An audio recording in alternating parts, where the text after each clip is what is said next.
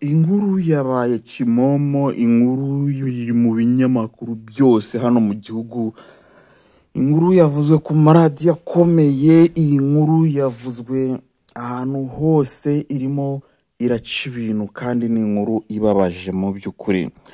Uyu mwana w'umuhungu wazize ibizamini bya leta nk'uko bigaragara, yagize gutya ananirwa kwiyakira kubera yari yabonye amanota makeya mu by'ukuri.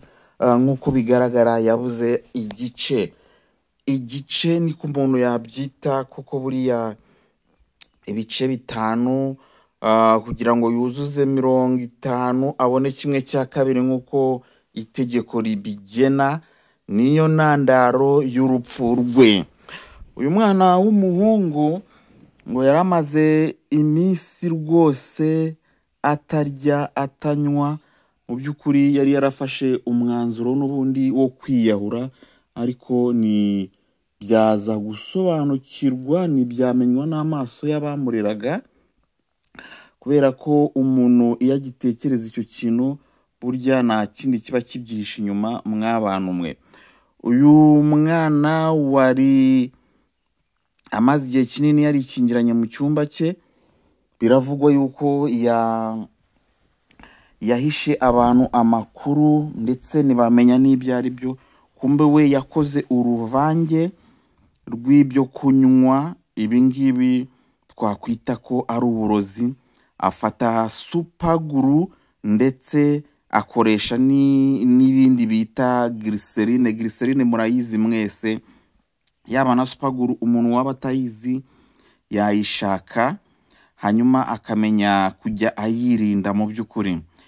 Yarabivanze, amaze kubivanga, ariko intandaro yabyo yose akaba ari uko yabonye yatsinzwe mu bizamini bya leta. Nyuma yo kubona ko yatsinzwe ananirwa kwiyakira. Burya ntago ari ibintu byakirwa na buri wese ko ashobora kuba agiye kuvugwa nabi, igisebo, garuka gusibira wa munyeshuri we, wigane nabo wari warasuzuguye cyangwa se wasekaga ko we wimutse ubasize, ukisanga noneho itegeko ririmo kukubwira ko ugiye kongera kwigana nabo. Nyuma yo kubona amanota 49.5 kandi asabwa ko agomba kuba afite 50 nibura, hejuru ya 50 kugira ngo abone pasi, icyitwa fail cyamukozeho. Arangije aravuga ati ibi ntabwo nabyishoborera, afata umwanzuro wo gukora ibyo yize muri shimi, avanga supaguru na glycerine. Aravuga ati murabeho. Yaje kwitaba Imana rero, bitungura abantu benshi. Iyi nkuru ikomeza gucicikana, ariko mu by'ukuri twavuga ngo Imana imwakire mu bayo. Buriya kwiyahura abaganga bavuga ko, n'abahanga bavuga ko biba bifitanye isano n'ibyo twita hereditaire, uruhererekane rw'imyaku, uruhererekane rw'ibibi biba bibarizwa mu muryango runaka. Ushobora kwibaza uti se bibaye ari bwo bwa mbere bibaye, ubwo nuko nyine kaba kabaye, uwo muryango wawajwemo.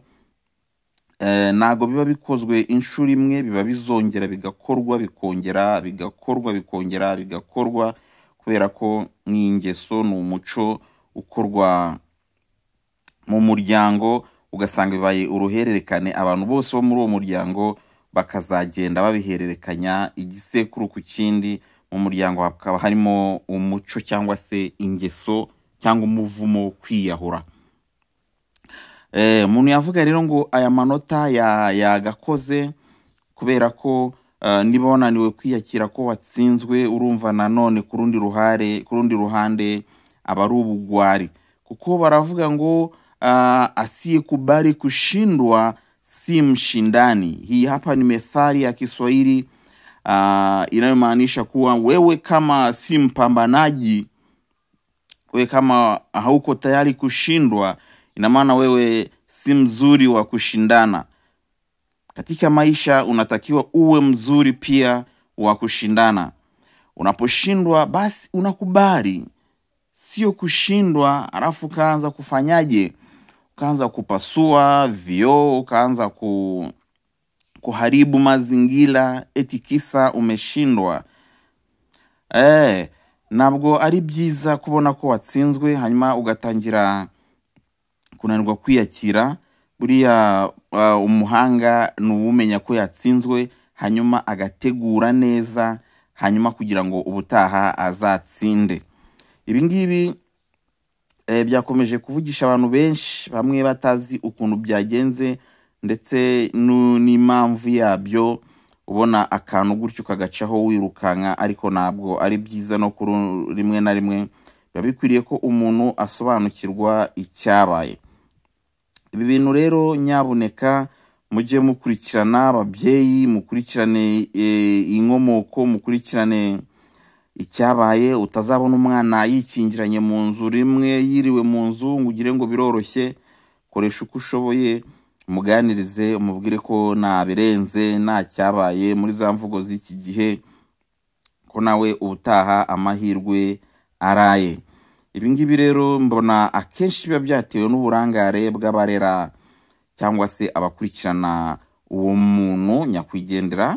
Yakagombye mu by'ukuri kuba afite uburyo akurikiranwa ndetse yarakumiriwe mbere yo gukora ibi ngibi. Uretse ko nanone bavuga ko ikiri bube nta wagitangira, ariko hari n'abiyahura murabizi bakabakura mu mugozi. Rero iyo aza kuba yaraganirijwe mbere y'igihe akabuzwa gukora ibi ngibi, nkeka ko atakagombye kuba yapfuye mu by'ukuri.